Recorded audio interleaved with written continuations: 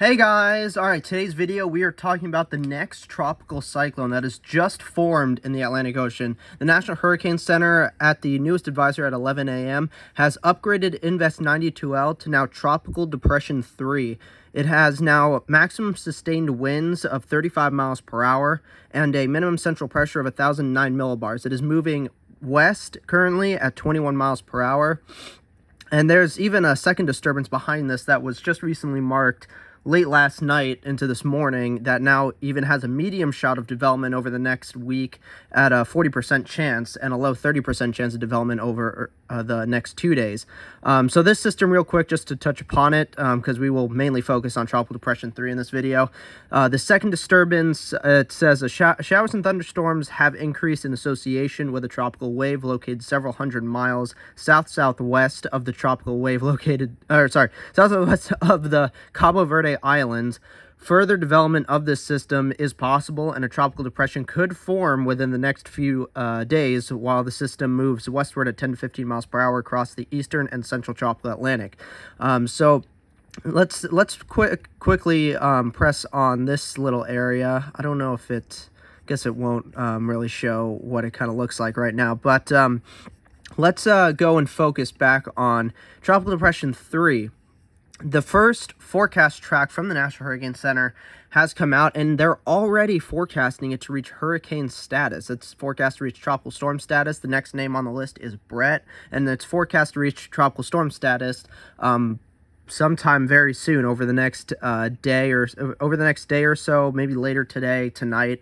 It could form because by 8 a.m. Tuesday, tomorrow morning, it's already at tropical storm status. So they're thinking it likely will reach tropical storm status by later today, if not overnight tonight. And it's forecast to reach hurricane status by 8 p.m. Wednesday evening and become a minimal hurricane with sustained winds of 80 miles per hour. If we actually look at the interactive track and map here, you can see when it becomes it's forecast to become a hurricane around 8 p.m. Wednesday, 75 miles per hour, and peak at 80 miles per hour as it heads closer and closer towards the Leeward Islands and into the Caribbean. And then it's forecast to start to weaken as it's around just south, a bit south of Puerto Rico. Now, we're going to have to monitor this system very, very closely because it looks like the Leeward Islands will get a direct hit somewhere from the system, either in the central Leeward Islands or maybe more towards the northern Leeward Islands. We'll have to see over the coming days how the track shifts. And we'll see if maybe even the Virgin Islands, the U.S. and British Virgin Islands and Puerto Rico could get some impacts from the system. So we will be monitoring this system very, very closely over this week. Now let's take a look at what the system looks like currently. Let's look at this system. It's still currently Invest 92L on tropical tidbits, but it is now a tropical depression. So let's look at it on the infrared, and you can see convection is very consolidated around the center, which is about around here or so. And you can see convection, deep convection, is blowing up all around this center. The western side is definitely the strongest currently, but it does look like the system is getting its act together very, very nicely and very quickly at this point. Let's look at the visible high-res solution of it. And you can see it's very much a very consolidated system and is looking very, very healthy currently. And it likely will continue to be in a healthy environment for continued intensification, as the National Hurricane Center has noted with its first forecast track, getting it to hurricane status by the middle of this week. Now let's look at the forecast models for Tropical Depression 3. We'll first look at the GFS model, and then the European model, and then the Canadian model. Tropical Depression 3 is right here. We'll move this forward in time, and you can see the GFS model has it strengthening quite at a quite decent rate, and although has it going a bit further to the north than what the current first forecast track of the National Hurricane Center has it, going and hitting, or just barely passing by the very northern Leeward Islands and heading out to sea, while the disturbance behind Tropical Depression 3 actually has the GFS has it developing right behind Tropical Depression 3, and then it kind of does a somewhat of a Fujiwara effect, and then the GFS really has Tropical Depression 3 really strengthening out in the open North Atlantic as it goes out to sea, and then maybe way far out possibly goes and hits far northern parts of Canada towards Nova Scotia and stuff, but that's very, very far out. But it looks like the GFS model in the near range over the next several days as it gets closer to the Leeward Islands has it going a good bit further to the north and not really impacting directly the Leeward Islands and Puerto Rico and the Virgin Islands. But we'll have to keep an eye on this, and we will see how much it changes, how much the track changes. Let's look at the European model. Let's see if we can get the European model. Let's see. Here we go. Here's the European model. This is Tropical Depression 3 currently.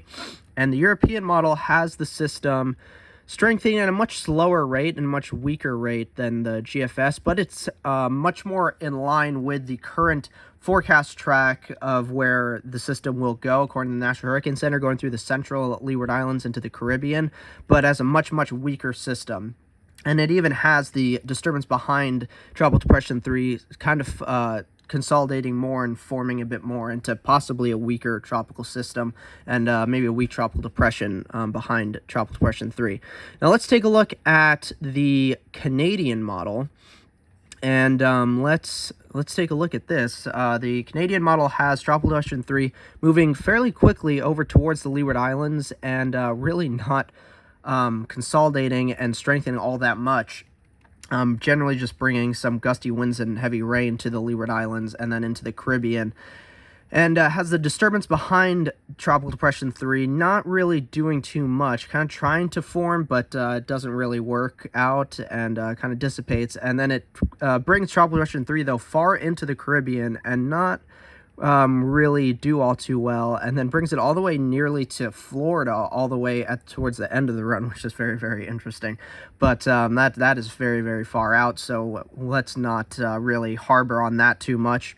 Currently, the GFS of the three main models we use, global models we use, has the system being the strongest, but at the same time going much further to the north than what the current forecast track for the system has it, going through the central, the GFS has it going to the north, just barely missing the Northern Leeward Islands. However, its current first track has it going through the central Leeward Islands and into the Caribbean. So we will have to see. This is a very, very interesting system, especially with the fact that it is forming in the middle of June, which is very, very odd for tropical cyclones, to see tropical cyclones actually form into tropical depression, tropical storm, let alone even possibly a hurricane at this time of year in the hurricane season very early on. So this is very, very interesting, and to potentially even see the second disturbance behind Tropical Depression 3 possibly even form into the next tropical cyclone in the same area would be very, very interesting and very, very much record-breaking in a way. So quite the interesting turn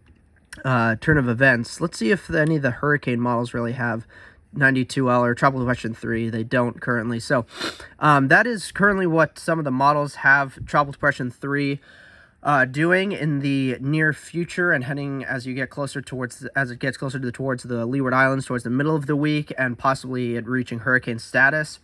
Now let's look at the general Wikipedia page for this year's hurricane season. We now have a total of 3 depressions, 2 named storms. There are 2 storms.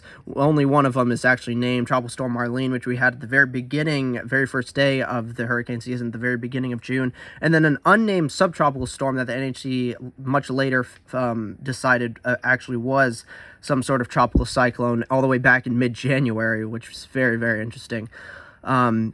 And you can see here's Tropical Depression 3 added to the general list of systems for this year's hurricane season. I don't currently have the satellite image or anything of the system up, but probably will be updated to have it on there soon.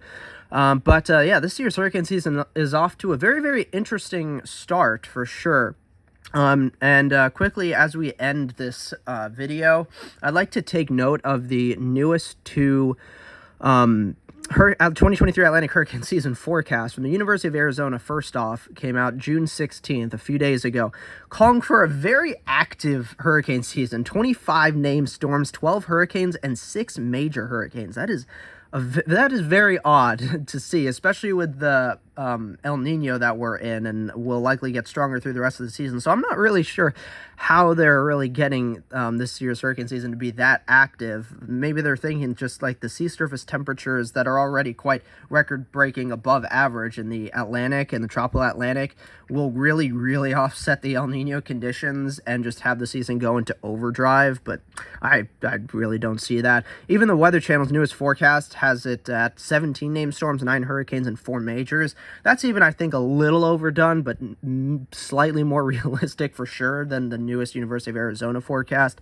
But I think generally, we'll be seeing more of an average season at most for this year's hurricane season, with all of the conditions in place that are looking likely with the El Nino. And even though we're seeing very warm sea surface temperatures throughout the Atlantic, tropical Atlantic, Caribbean, the general activity will probably still remain towards average, maybe just slightly above average, but generally probably average to maybe slightly below average, I think, currently. But it's very interesting to see. But anyway, we currently now have Tropical Depression 3 that has officially formed, according to the National Hurricane Center, forecast to be a hurricane by the middle of this week, and likely currently to peak as a minimal Category 1 hurricane with sustained winds of 80 miles per hour.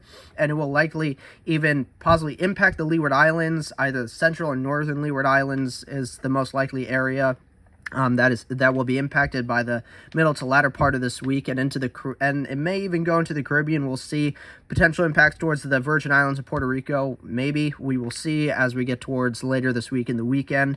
So this is very interesting. I will continue to keep you guys updated as we get into later into the week and the weekend. Thank you guys so much for watching. I really hope you enjoyed this video, found it informative, helpful. Comment down below what you guys think Tropical Depression 3 will do.